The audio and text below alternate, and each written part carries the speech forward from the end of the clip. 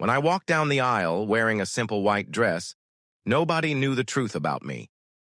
To everyone else, I was just an ordinary woman marrying the man she loved.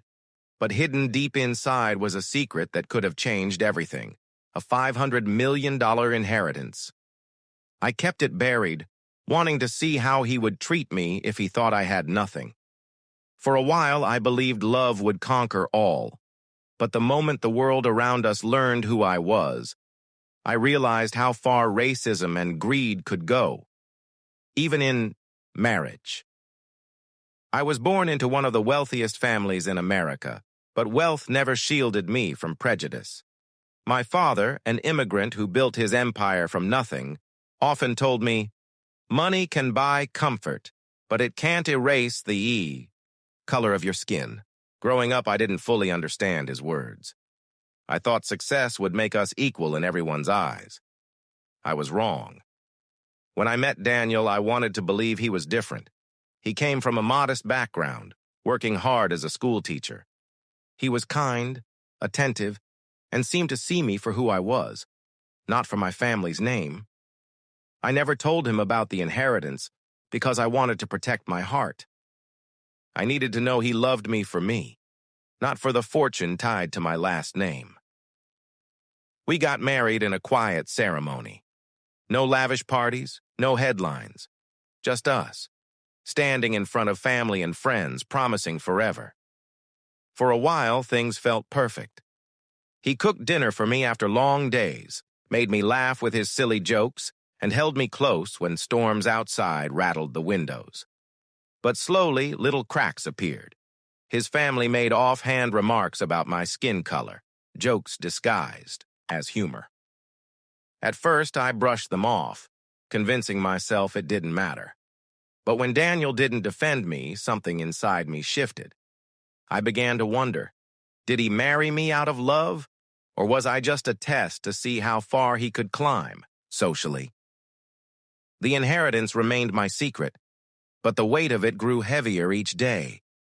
What would happen if he ever found out the truth? The first year of our marriage taught me more about love and loyalty than I ever wanted to know. On the surface, Daniel remained affectionate. He would kiss my forehead before leaving for work and text me during the day, just to check in. But beneath that warmth, I began noticing subtle shifts in his tone and behavior. Whenever we attended gatherings with his extended family, I could feel the tension in the air. His cousins would ask loaded questions like, "So what does your family do?" Or, "It must have been hard growing up, you know? Where you're from?" Their words dripped with judgment, reducing me to nothing more than the color of my skin. What stung more was Daniel's silence. He never stepped in, never corrected them. Sometimes I caught him laughing along nervously, as if agreeing with them was easier than defending me. I told myself it wasn't worth ruining our marriage over, but the more I ignored it, the more emboldened they became. His mother once, jokingly, suggested that if we ever had children, she hoped they'd take after Daniel's complexion. I laughed it off in the moment, but that night, I cried quietly while Daniel slept. The inheritance loomed in my mind like a shadow. I had kept it hidden because I wanted a marriage built on love, not money. But now the irony cut deep. Even when they believed I had nothing, I was still seen as less than. Then, things escalated. Daniel began to question my choices. The clothes I wore, the people I spoke to, the way I carried myself in public.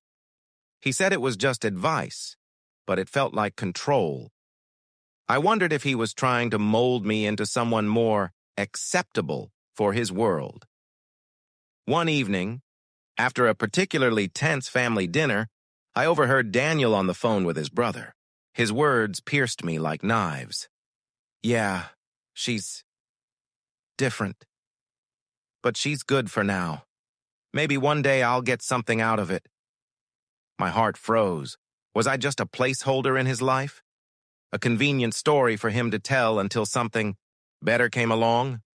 The secret I carried, my $500 million inheritance, suddenly became a weapon in my mind. What would happen if I revealed it? Would his love change instantly into greed? Or worse, would his family's prejudice twist into something more dangerous once they realized the fortune attached to my name? I decided to wait, to watch, to see how far this would go before I exposed the truth.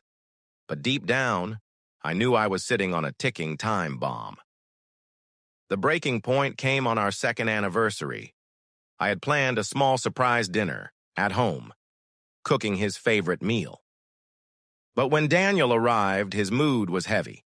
He sat down, barely touched the food, and finally blurted out the words I had dreaded.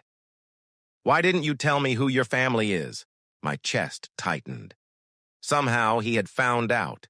A news article had surfaced about my father's empire and the inheritance I had quietly received after his passing. My secret was no longer mine. At first, I braced myself for shock, maybe even hurt that I had hidden it from him. Instead, what I saw in his eyes was hunger. A raw, unsettling greed I had never noticed before. He leaned back in his chair and said, "Do you have any idea how much this changes everything for us? For us." But the way he emphasized the word made it clear. He wasn't thinking of me. He was thinking of himself. His family swooped in almost immediately. Suddenly, the same relatives who once ridiculed me for my skin color were calling me princess, queen, and the blessing our family needed. The hypocrisy was suffocating. Daniel himself began to change rapidly. He pushed me to invest in his brother's failing business, to buy houses for his cousins, to sponsor lavish vacations for his parents. The man who once told me love was about simplicity now measured our relationship in dollar signs. The worst part wasn't even the greed. It was the way his family's racism became masked under fake smiles and forced politeness. They didn't accept me as a woman. They tolerated me as a bank account. In that moment, I realized the truth. My secret hadn't just tested his love. It had exposed his soul. The weeks that followed were the hardest of my life. I felt trapped in a marriage where love had been replaced by manipulation. Every day, Daniel pressured me for more money, more control, more submission. But the inheritance had given me something he didn't expect: power. Quietly, I began to prepare. I transferred my assets into trusts, set strict protections in place, and sought legal advice. When I was ready, I confronted him. I told Daniel I knew the truth, that his silence during racist remarks, his manipulations, and his greed had revealed who he truly was. I handed him divorce papers, leaving him speechless. For once, he had nothing to say. Walking away wasn't easy. I loved the man I thought he was, but I couldn't stay with the man he became.